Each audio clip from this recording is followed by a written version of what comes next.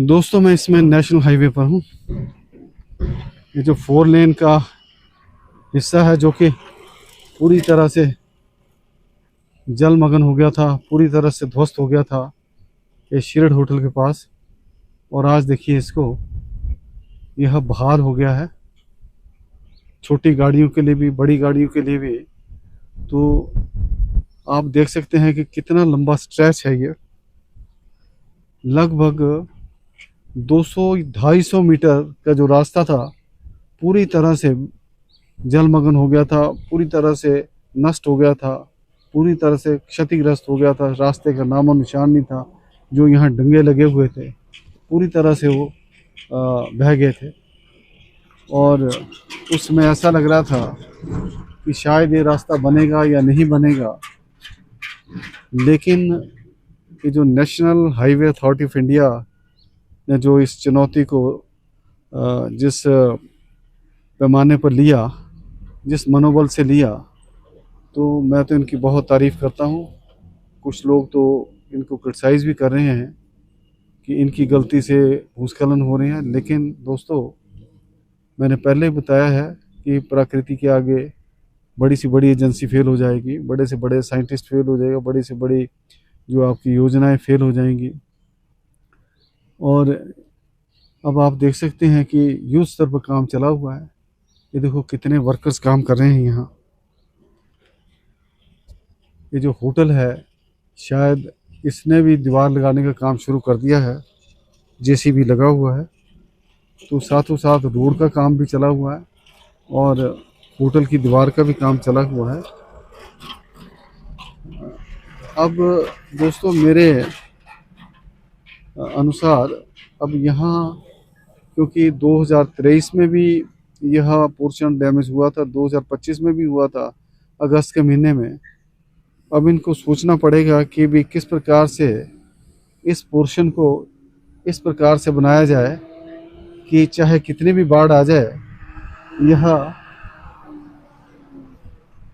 यह क्षतिग्रस्त ना हो। बहुत सोच विचार करने की आवश्यकता है। अदरवाइज जैसे पानी का बहाव बढ़ता है नदी का बरसातों में, तो इस जो ये पोर्शन है नदी का, इसको हमेशा खतरा पैदा हुआ है, जैसे कि मेरा अनुभव है। तो अब यह भी इनको देखना पड़ेगा कि ये जो रोड की अलाइनमेंट है यहीं से जानी चाहिए या फिर कहीं इसको बदलना चाहिए, या किस प्रकार से इसको और ऊंचा करना है। डंगे देने हैं कंक्रीट के, देखो भी डंगे लगे हुए थे, ये सारे डंगे ध्वस्त हो चुके हैं। तो यह एक बहुत ही गहन सोच विचार की बात है। अदरवाइज़ हर साल बाढ़ आएगी और यह रास्ते अवरुद्ध हो जाएंगे, तो देखिए जनमानस को कितनी असुविधा हो जाती है अगर रास्ते अवरुद्ध हो जाएं। इसमें यहाँ सेब का सीज़न चला हुआ है, लेह लद्दाख की सप्लाई जारी है, डीजल की हो चाहे खाद्यान्न की हो। तो अगर ये रास्ते हमारे बंद हो जाएंगे तो उनकी सप्लाई पर फ़र्क पड़ता है। और आप तो जानते हैं कि हमारे सैनिक 24 घंटे सरहदों पर तैनात हैं, तो उनको अच्छा से अच्छा राशन मिलना चाहिए, कोई उसमें कमी नहीं होनी चाहिए, अभाव नहीं होना चाहिए। तो यह एक केंद्र सरकार को या जो हिमाचल सरकार है या नाही एजेंसी है, जो भी इसके साथ संबंधित है, उनको एक बहुत ही गूढ़ विचार करना है इसके ऊपर, ताकि भविष्य में, क्योंकि 2 बार तो मैंने देख लिया है और एक साल के अंतराल के बाद ही हुआ था। 2021 में हुआ था, फिर 2023 में हुआ था, 24 में कुछ नहीं हुआ, फिर 25 में फिर हो गया। तो अब बहुत ही सोच विचार करने का समय आ गया है। देखिए दोस्तों, बड़ी बड़ी मशीनें लगी हैं, गाड़ियाँ जा रही हैं और एक जो जनजीवन है वो सामान्य होता जा रहा है। अब दशहरा भी आने वाला है 2 अक्टूबर से, तो पर्यटक भी आएंगे, अंतर्राष्ट्रीय स्तर के लोग भी आएंगे, कलाकार भी आएंगे। और जो कुल्लू दशहरे में आएगा तो मनाली, रोहतांग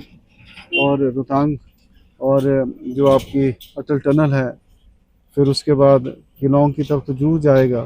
तो रास्ते अगर ठीक होंगे तभी ये संभव होगा कि वह उन इलाकों में जा पाएंगे और यहाँ की जो सुंदरता है उसको निहार पाएंगे। तो जितना भी हुआ दोस्तों, मैं तो पूरी तरह से संतुष्ट हूँ, क्योंकि मैंने तो ज़मीन पर आके चीज़ें देखी हैं, जब ये बिल्कुल ग्रस्त हो गया था, क्षतिग्रस्त हो गया था, नामो निशान हो गया था, पानी बह रहा था यहाँ से जहाँ से गाड़ियाँ चली हुई हैं, और बहुत ही भयंकर उसका स्वरूप था नदी का, तो मैंने तो उसमें भी देखा था और आज भी देख रहा हूँ। तो ये रिकॉर्ड्स में के अंदर कोई 15 दिन के अंदर इन्होंने बहाल कर दिया है, और जो एक इंजीनियरिंग मार्वल कहेंगे कि कैसे इन्होंने इसको रोड वर्दी बना दिया है, और इनकी जो निष्ठा है उसको मैं सलाम करता हूँ, सद्भाव देता हूँ। और दोस्तों देखिए आगे मैं जा रहा हूँ और देखता हूँ कि क्या क्या पोजीशन है।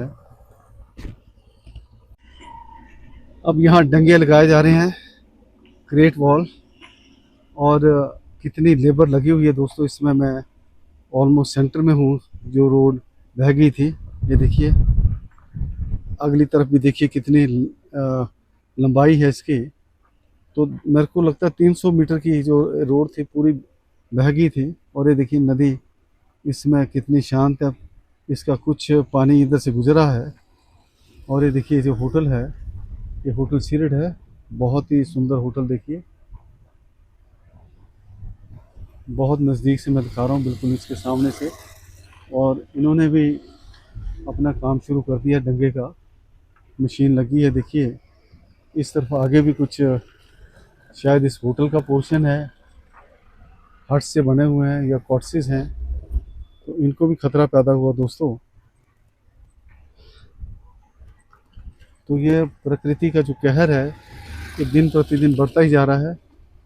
तो अब हमने देखना है कि किस प्रकार से हमने बचाव करना है, किस प्रकार से अपने संपत्ति को बचाना है। देखिए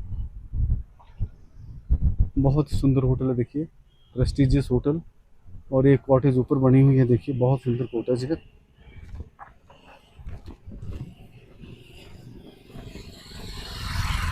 वो देखिए कितनी सुंदर कॉटेज है दोस्तों। ट्रैफिक सामान्य, और ये देखिए कितने बड़े बड़े पेड़ आगे हुए हैं पानी में बहकर। ये देखिए कितनी सुंदर कॉटेज है दोस्तों। देखिए इनकी बालकनी में जो व्यू बन रहा है, बहुत ही शानदार व्यू बन रहा है। तो दोस्तों मेरी कोशिश ये रहती है कि आपको जो वास्तविक स्थिति है उससे मैं अवगत कराऊं, क्योंकि तभी पता लगता है कितना नुकसान हुआ था, कितनी बड़ी चुनौती थी, कितना इन लोगों ने जो रिस्टोर किया है, तो क्या इनकी भूमिका रही है। अदरवाइज तो आलोचना करना सबसे आसान काम है ज़िंदगी में, दुनिया में।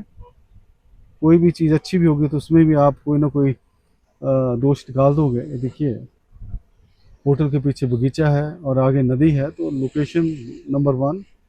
और उम्मीद करते हैं कि यह दंगा लग जाएगा और सुरक्षित हो जाएगी। है तो सुरक्षित ही मेरे हिसाब से, लेकिन और सुरक्षित हो जाएगी। तो दोस्तों